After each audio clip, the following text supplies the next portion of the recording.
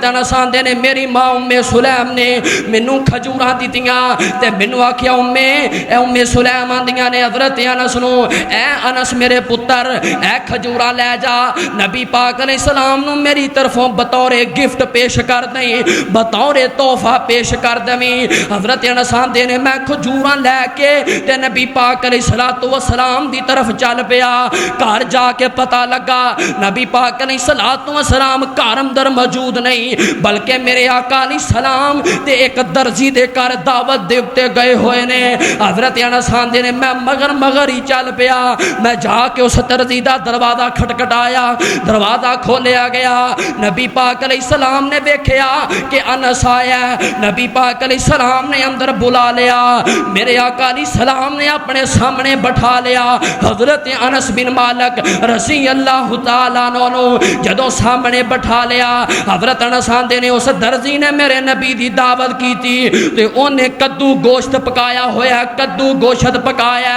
حضرت انس آندے نے میں نبی پاک نو ویکھ رہا ہاں نبی پاک علیہ السلام گوشت سیڈ تے کری جا رہے نے میرے آقا کدو نکال کے کھانا شروع کر دیتا ہے حضرت انس آندے نے میں کدو کڈ کے نبی پاک سامنے پیش کرنے آوا